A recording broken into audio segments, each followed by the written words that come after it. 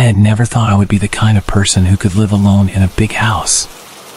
Yet, here I was, standing in front of the 2-story house that would be my new home. It was a stroke of luck, really, to find a place like this, especially for the price I got. The neighborhood was quiet, lined with old trees that whispered secrets to each other whenever the wind blew. It was situated on the outskirts of a large city, close enough to feel connected but far enough to have peace and quiet, something I craved after years of cramped apartment living. The house itself was charming, a bit old but with a certain character. Tall windows, a wraparound porch, and an attic with a small circular window that overlooked the front yard. It was the kind of house that seemed to come alive in the evening light, with its long shadows stretching across the lawn. I had envisioned a fresh start here, away from the noise and chaos of city life. I couldn't wait to make it mine. The price had been almost too good to be true. When the realtor showed me around, I couldn't help but feel like I was getting away with something. She mentioned that the previous owner had moved out rather hastily, and there had been a few strange incidents around the property. She brushed it off, attributing it to neighborhood rumors and nothing more. I should have asked more questions, but I was captivated by the house's charm and potential. The thought of having so much space to call my own was intoxicating. I signed the papers that very day. Moving in was a whirlwind. I spent the first few days unpacking boxes, arranging furniture, and personalizing every corner. It was exhausting, but in a satisfying way. I painted the kitchen a warm yellow, hung curtains in the living room, and set up my little reading nook in the corner, complete with a plush armchair and a stack of my favorite novels. This was it, a new chapter in my life. A place where I could finally be at peace. On my second day, I met one of my neighbors, Phil. He was a bit older, probably in his mid-40s, with a weary look that suggested he had been through a lot. He lived alone, having recently gone through a rough divorce. When he saw me struggling with some boxes, he offered a hand, and we ended up chatting for a while in the front yard. "Nice place you've got here," he said, his voice gruff but friendly. "It's been empty for a while. The last guy left in a bit of a hurry." "Oh, did something happen?" I asked, curious about the house's history. Phil hesitated, rubbing the back of his neck. "Not really sure. He was different, I guess. Paranoid, if you ask me. He used to say he heard things around the house. Whispers. It got to him, I suppose." I felt a chill, but I quickly brushed it off with a smile. "Whispers, huh? Probably just the wind playing tricks. Old houses make all kinds of noises, you know." "Yeah, maybe," Phil replied, but there was something in his eyes that made me uneasy. "Anyway, if you need anything, I'm just a couple of doors down." As Phil left, I couldn't shake off his words. Whispers. It was a silly thought. Houses creak and groan, it's what they do. And yet, a seed of doubt was planted in my mind. I went back inside, closing the door behind me, the lock clicking into place louder than usual. The rest of the day went by smoothly. I organized the kitchen, hung some pictures in the hallway, and made myself a simple dinner. As the evening approached, the house took on a different vibe. The long shadows in the corners seemed to deepen, and the air grew still, almost expectant. I convinced myself it was just my imagination. After all, I was still getting used to the new surroundings. Later that night, as I settled into bed, I couldn't help but feel a thrill of excitement. This was my place, my sanctuary. The room was comfortably dark, with only the soft glow of the streetlights filtering through the curtains. I lay there, letting my thoughts drift, feeling the gentle tug of sleep creeping in. Then, I heard it. Faint and distant, like a murmur carried by the wind. I jolted awake, my eyes snapping open. I strained my ears, holding my breath to listen. Nothing. I must have been half asleep, I thought. Probably just the wind or a loose branch scraping against the house. I shook my head, trying to dismiss it, but the unease lingered. Minutes passed, and just as I began to relax again, there it was, soft, almost melodic whispers coming from the direction of the window. My heart pounded against my ribs.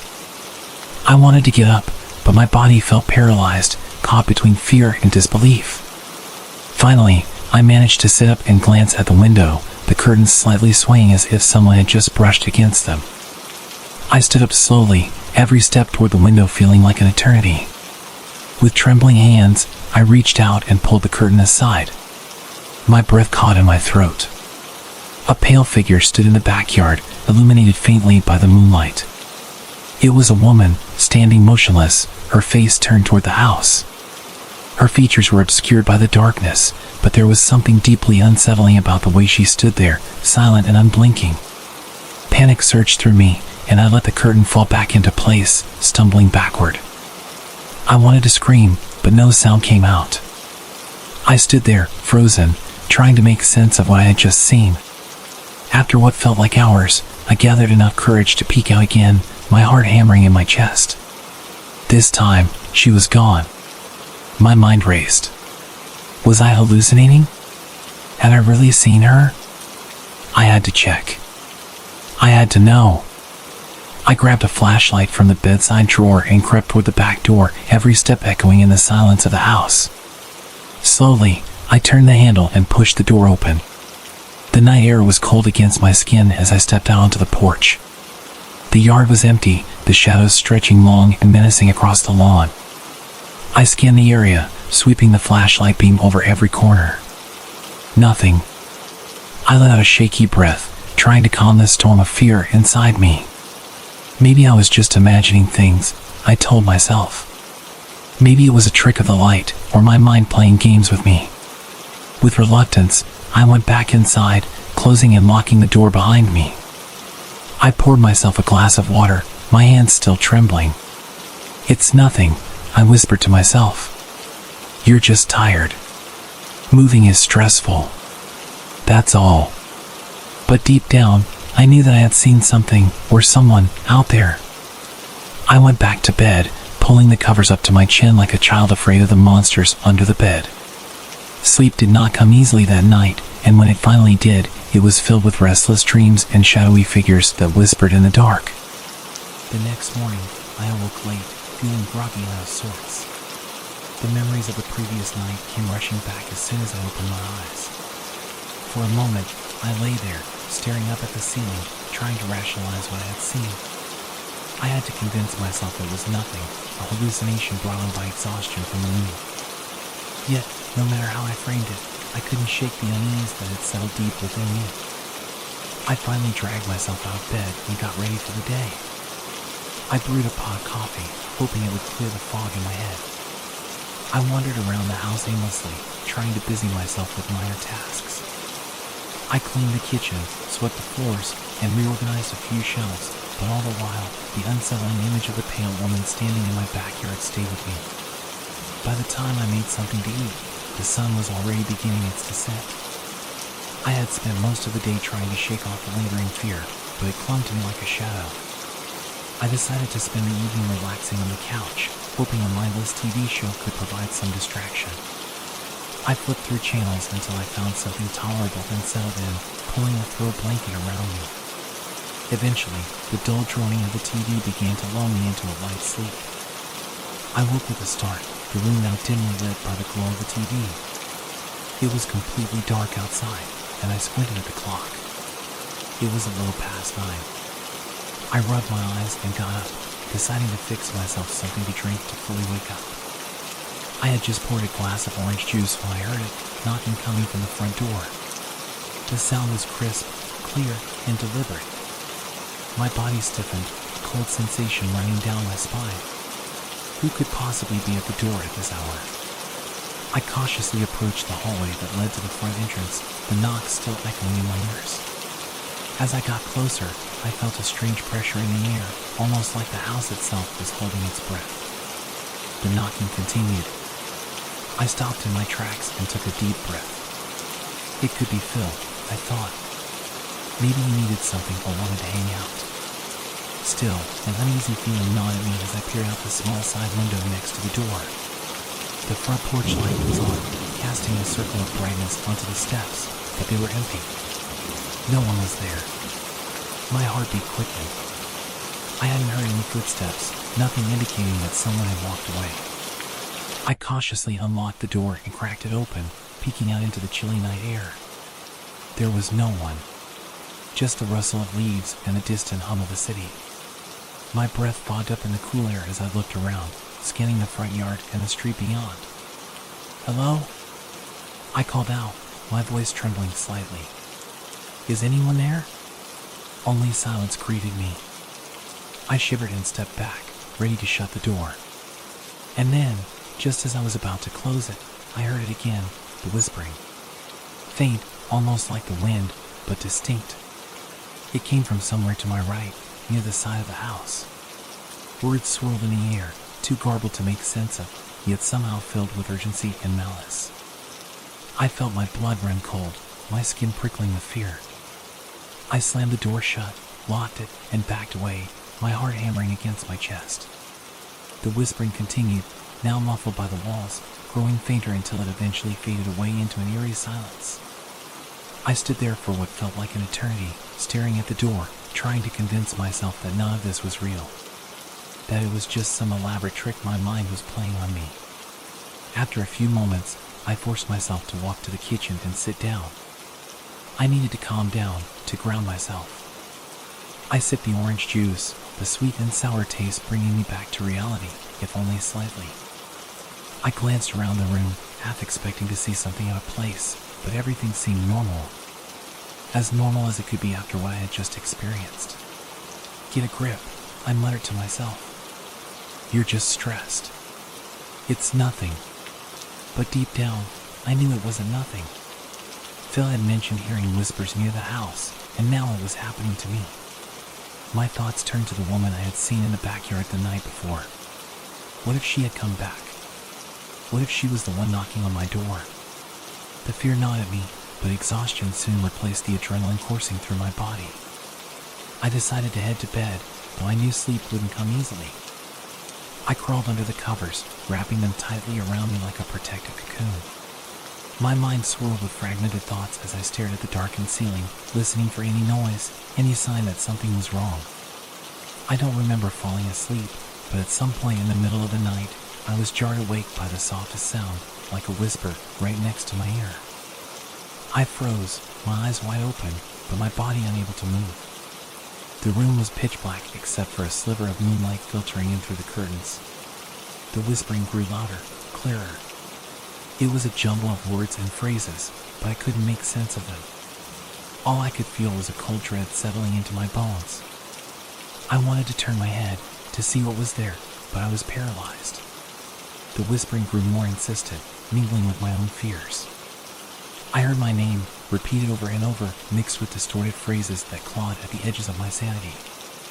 "Get out, leave, you don't belong here." I squeezed my eyes shut, hoping it would stop, hoping that I would wake up from whatever nightmare I was in. Then, abruptly, it did stop. I lay there for a moment, the silence pressing against me, until I finally forced my eyes open. I snapped awake, gasping for air, my heart pounding against my ribcage like a trapped bird.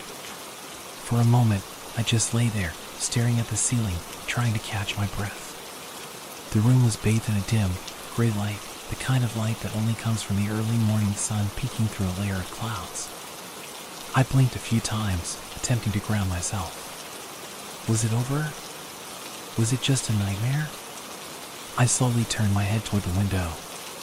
The curtains were drawn, the faint light filtering in through the thin fabric, and outside, the world seemed perfectly normal. I could hear the faint chirping of birds and the hum of distant traffic. Everything appeared peaceful.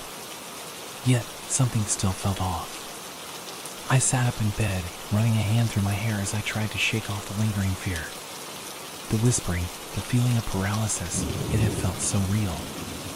I had been certain that something was in the room with me. But as I looked around now, nothing seemed out of place. Then, my eyes drifted toward the doorway, and I felt my stomach drop. The bedroom door was wide open. I stared at it, my mind reeling. I never left the door open at night. I had a habit of closing it, a small ritual that made me feel safer. Had I forgotten to close it before bed? That didn't make sense. I distinctly remembered shutting it and even hearing the click of the latch as I turned off the lights. A sudden wave of nausea hit me, and I swung my legs over the side of the bed, feeling the cool floor beneath my feet. I tried to reason with myself. Maybe it really had been a nightmare. The paralysis, the whispers, the oppressive presence in the room, those were all common elements of sleep paralysis, right? It was all just my mind playing tricks on me. I stood up, moving toward the doorway cautiously, every step sending a chill down my spine. As I reached the threshold, I glanced down at the floor and felt my blood turn to ice. Footprints. Muddy footprints. They were faint, smeared as though they had been made by someone with dirt-caked feet, but they were unmistakably there. The trail led from the doorway directly to the edge of my bed, right next to where I had been sleeping. I took a shaky step back, my mind racing. What the hell? I whispered to myself, my voice barely audible in the stillness of the room. My eyes scanned the room for more clues, and that's when I noticed it, a faint, smudged handprint on the wall just above the headboard. It was small, delicate, almost like a child's. It filled me with a dread I couldn't shake. I wanted to scream, to run out of the room, but my legs felt like they were made of lead. Forcing myself to breathe, I stumbled out of the bedroom and down the hallway, my head spinning. My heart pounded in my ears as I grabbed the first clothes I could find, quickly throwing them on. I needed to get out of the house, to be anywhere but here. I fumbled with my shoes, my hands trembling uncontrollably, and rushed to the front door, throwing it open without a second thought. I stepped outside into the cool morning air, taking in a deep, shuddering breath. The world outside seemed so indifferent to what had just happened in that house. The sun was rising slowly, casting long shadows across the front lawn, while a faint breeze rustled the leaves on the trees lining the street. For a moment, I just stood there, trying to compose myself. I was so lost in my thoughts that I didn't notice Phil standing on his front lawn, a cigarette in his hand. It wasn't until he called out that I snapped back to reality. "Hey, are you okay?" he asked, his brow furrowed with concern. I looked at him, my mind scrambling for an explanation. How could I possibly explain what had happened without sounding like I had completely lost my mind? I forced a weak smile, hoping to brush it off. Yeah, I stammered. Just had a weird nightmare. Phil's expression didn't change. He took a slow drag from his cigarette, his eyes never leaving mine. "Nightmare, huh?" he said, exhaling a cloud of smoke. "Let me guess. You heard the whispers, didn't you?" His words hit me like a punch to the gut. How did he know? My skin prickled with a mixture of fear and confusion. I nodded, unable to speak, the image of the footprints and handprints still vivid in my mind. Phil sighed and gestured toward his front porch. "Come on in. You look like you need to sit down for a bit." I hesitated for a second, glancing back at my own house, where the front door hung open like a mouth waiting to swallow me whole. The thought of going back inside made my stomach churn. With a shaky breath, I turned away and walked over to Phil's porch, trying to keep my steps steady. He opened the door, leading me into his modest living room. It was cluttered with old magazines and mismatched furniture, but at that moment, it felt like a sanctuary compared to the house I had just fled. I sank into an armchair, rubbing my temples as I tried to make sense of everything. Phil sat down across from me, watching me carefully. "You're not the first one, you know," he began, his voice low. "The previous owner of that house? He went through the same thing. Heard whispers, saw things that shouldn't be there. I don't know what it is, but that place, it's not right." His words made my skin crawl, confirming the fears I had been trying so hard to suppress. I looked up at him, searching his face for any hint that this might be a joke, some elaborate prank. But his expression was serious, almost somber. "Why didn't you tell me before?" I asked, my voice barely more than a whisper. Phil sighed, leaning back in his chair. "Would you have believed me?" he replied. "Most people don't, not until it's too late. I figured you'd move in, get settled, and maybe it would be different this time. But then last night, I heard it again, the whispers. That's how I knew." His voice trailed off, leaving an unsettling silence in the room. I felt my heart sink. This was supposed to be my fresh start, my new beginning. But now, it felt like I was trapped in some nightmare I couldn't escape from. I can't just move out, I muttered, more to myself than to Phil. I just bought the place. I don't have the money to go somewhere else. Phil nodded slowly. I get it, he said. But listen, you've got to be careful.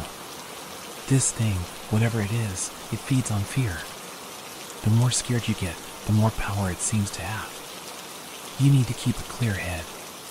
His words offered little comfort, but they gave me something to hold on to, a faint glimmer of control in an otherwise uncontrollable situation.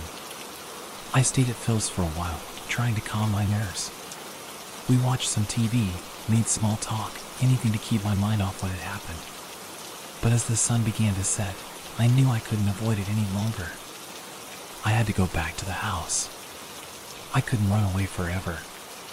I needed to face whatever was there. With a heavy sigh, I stood up, thanking Phil for letting me stay. He walked me to the door, his eyes serious as he placed a hand on my shoulder. If you need anything, just come over, alright? He said. I nodded, offering a weak smile. Thanks, I replied, though I wasn't sure if there was anything he could really do to help. As I stepped out into the evening air, the dread began to settle in again, like a heavy fog. I walked slowly back to my house, each step feeling like a mile. When I reached the front door, I hesitated, my hand hovering over the doorknob. This was my home now. Taking a deep breath, I pushed the door open and stepped inside. And there, on the hallway floor, I saw them, the same muddy footprints leading from the front door toward the hallway. My heart skipped a beat as I followed the trail with my eyes, noticing they went down the hallway and stopped at the basement door. I stood there, frozen, my mind racing. I hadn't ventured into the basement yet. There had been so many other things to do. Swallowing my fear, I approached the door, my hand trembling as I reached for the knob. I had to know. I had to find out what was hiding in the dark corners of my new home.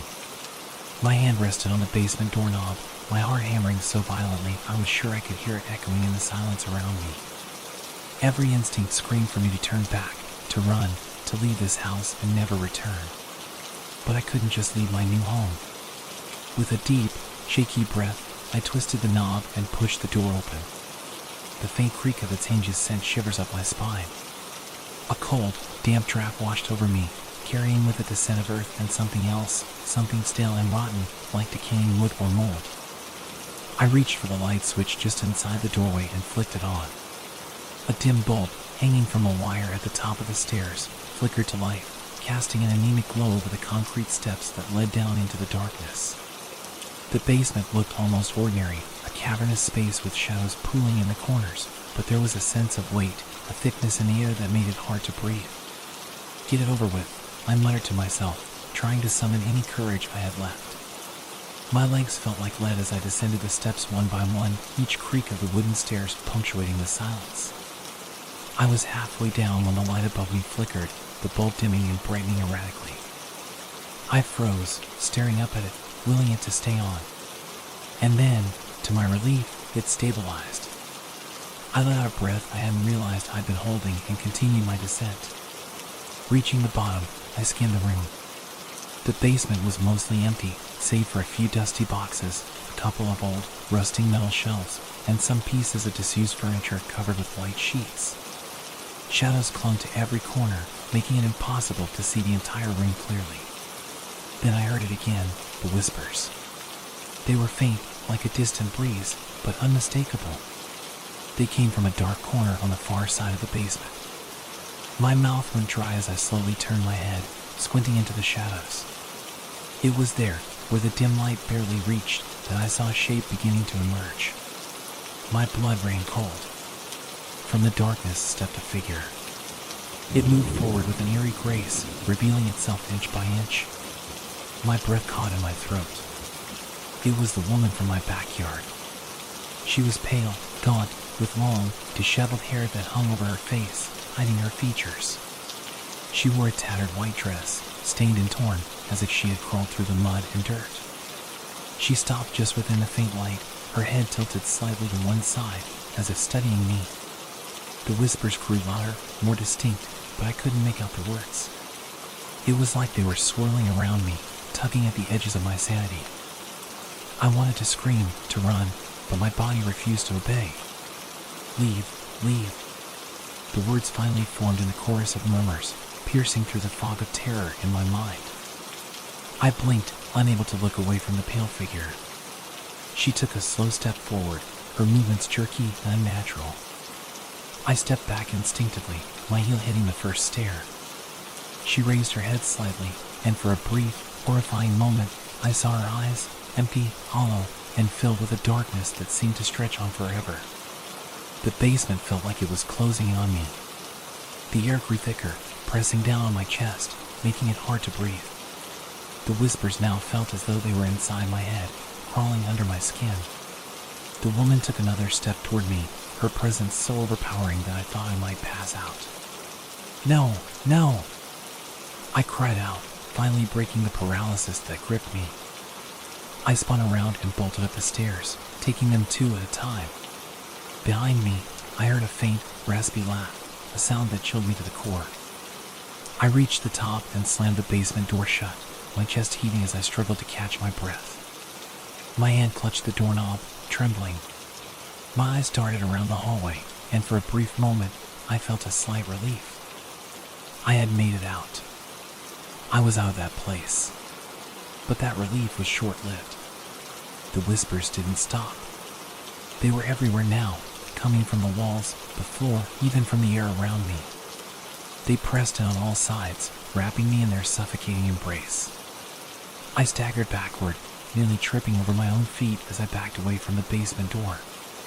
The house was alive with them. They filled every inch of space, echoing off the walls, filling my ears. I clamped my hands over my head, trying to block them out, but it was no use. They were inside me, clawing at my thoughts, gnawing at my resolve. I stumbled toward the front door, my vision blurring as I fought the urge to panic. I had to get out. I had to leave this house. I reached for the doorknob, fumbling with it in my haste, and yanked the door open. The cool night air hit me like a slap, jarring me back into focus. I rushed outside, slamming the door behind me, and doubled over on the porch, gasping for breath. The whispers finally began to fade, their grip on me loosening as I put distance between myself and the basement. I staggered down the porch steps, feeling the weight of the house's oppressive presence recede with every step I took. My heart still pounded in my chest, my hands were shaking, but at least I was out. I was free, if only for a moment. I went over to Phil's house, my heart still racing from the terror I had just fled. He opened the door, his face filled with concern as he took one look at me. "What happened?" he asked, stepping aside to let me in. I sat down on his couch, hands trembling. "It's the house, Phil," I started, struggling to find the right words. "I can't stay there anymore. I think I need to move out." Phil nodded, listening intently. "I had a feeling this place wasn't right," he said softly. "But it's worse than I thought. It's not worth your sanity or your safety to stay there." We sat in silence for a while, the weight of the situation pressing down on us. The night passed with the TV on low volume, the soft hum of the broadcast our only comfort in the quiet of his house. I slept on his couch, drifting in and out of sleep, haunted by faint whispers that seemed to linger just beyond my hearing. By the time morning arrived, I knew what I had to do. I looked over at Phil, who was sipping his coffee at the kitchen table. "I'm selling it," I said firmly. "I can't live there anymore." Phil nodded. "That's probably for the best," he replied, placing his mug down. I picked up my phone and dialed the real estate office, explaining my situation as vaguely as possible. As I hung up, a mix of relief and anxiety washed over me. I didn't know who would be willing to buy that house, but that was no longer my concern. All I wanted was to leave this nightmare behind and start fresh somewhere far from the whispers and shadows of that house.